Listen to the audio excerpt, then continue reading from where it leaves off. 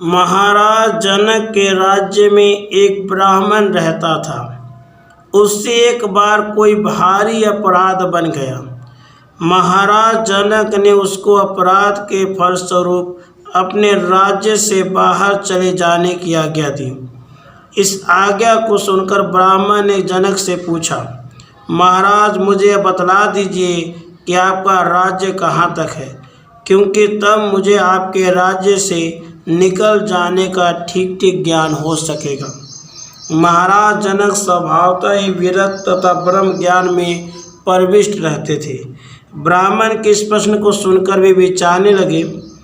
पहले तो परंपरागत संपूर्ण पृथ्वी पर ही उन्हें अपना राज्य तथा अधिकार सा दिखा। फिर मिथिला नगरी पर वह अधिकार दिखने लगा।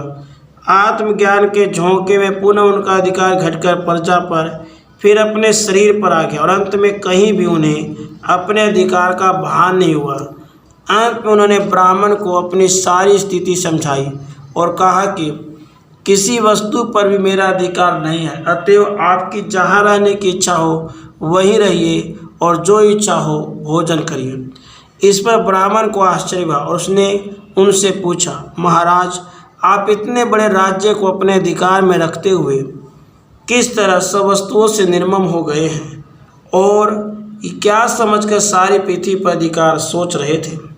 जनक ने कहा, भगवान संसार के सब पदार्थ नश्वर हैं। शास्त्र अनुसार ना कोई अधिकारी ही सिद्ध होता है और ना कोई अधिकार योग्य वस्तु है।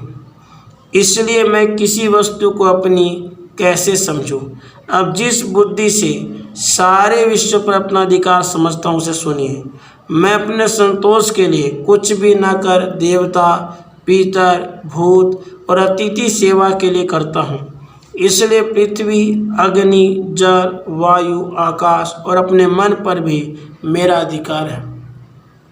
जनक के इन वचनों के साथ ही ब्राह्मण ने अपना चोला बदल दिया, उसका विग्रह दिव्य हो गया और बोला कि महाराज मैं धर्म हूँ।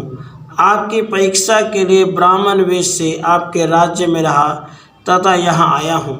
अब भली भांति समझ गया कि आप सत्वगुण रूप नेमि युक्त ब्रह्म प्राप्ति रूप चक्र के संचालक हैं। राधे कृष्ण, राधे कृष्ण।